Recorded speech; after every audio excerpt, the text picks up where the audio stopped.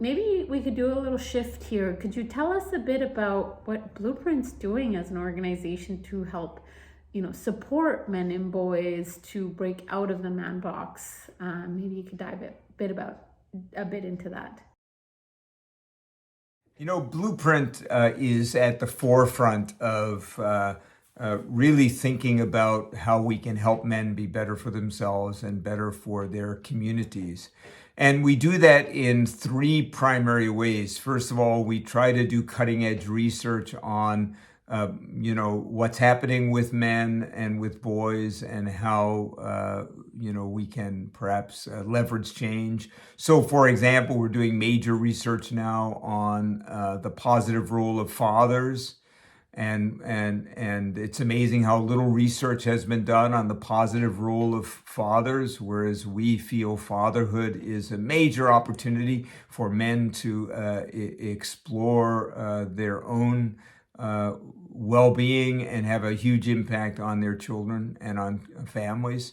We just did a major research study on how the workplace has changed post Me Too and Black Lives Matter and other social equity movements, where we're really trying to understand how men can become even stronger allies for equity and inclusion.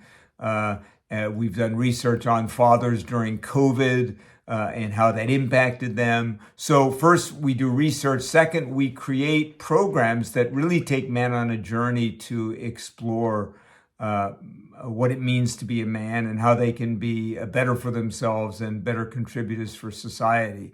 And those programs, we develop them, test them, prove they work, and then try to give them away. So we've been doing those with firefighters, with police officers, with business leaders, with university athletes, now exploring creating a program for schools, for junior and secondary high school students, to really help young men go on a journey to explore how they can be different for themselves and for others. And then finally, thought leadership. We try to really help shape a new conversation, a new blueprint, if you will, for what it means to be a man, and a new blueprint for masculinity, if you will. And so we try to weigh in a positive way. We talk a lot about aspirational masculinity. There's a lot of conversations out there about toxic masculinity. We don't believe men are toxic. We believe that men have goodness in them, and we aim to help bring out that goodness in men and in boys at the youngest age and at every stage of their life that we can. It really sounds like Blueprint is diving deep into addressing some of these historical ways that we've been teaching men and boys to show up, and really advocating for a new way of being.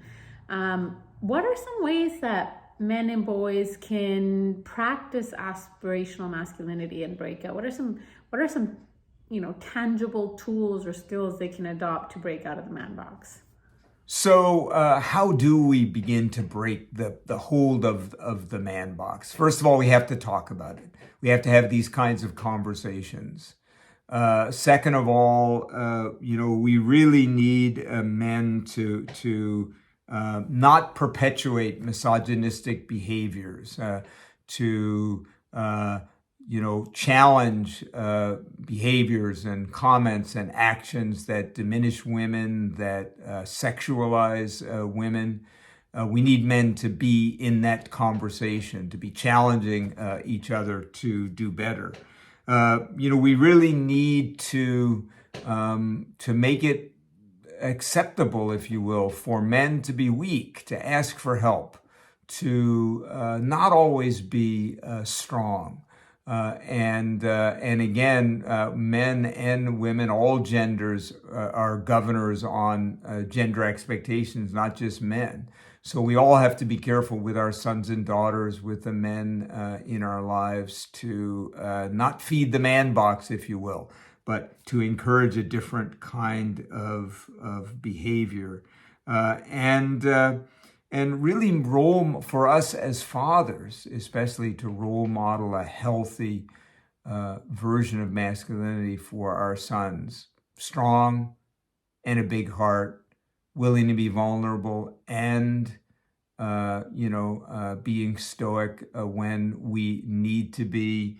That sadness and love are even more powerful and important emotions than anger.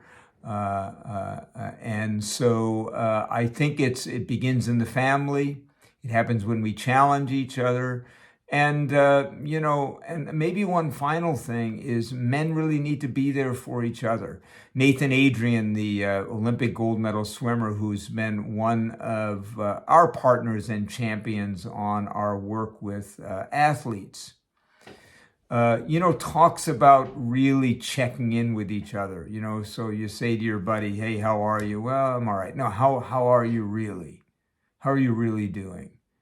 And I go back to that example of when the ManBox impacted me in my 20s when I had that breakup. What might have happened if those guys had said, hey, John, wait a minute.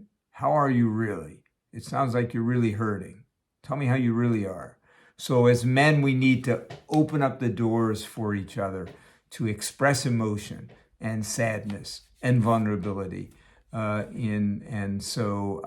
well as challenging each other for these less positive forms and ways that the masculinity can come out that are destructive to other genders and to society. John, this has been fantastic. You've really helped break down, the ways that we've taught men and boys to show up and how that can create, really personal harm and psychological injury. And what we're trying to do is promote a different way of being, one where there's safety, there's well-being, really in the fullest sense of what that means, and a more, that I really like that aspirational part of things, which is talking about how we can move forward in new ways. Thank you for taking the time to talk with us today, and we hope that the audience really enjoyed this conversation. Well, thank you again, Nikki, for an engaging conversation. And if people want to know more about Blueprint, they can go to blueprint.ngo, and you'll see a variety of resources, including many of our research studies and about our programs and our work, as well as our team.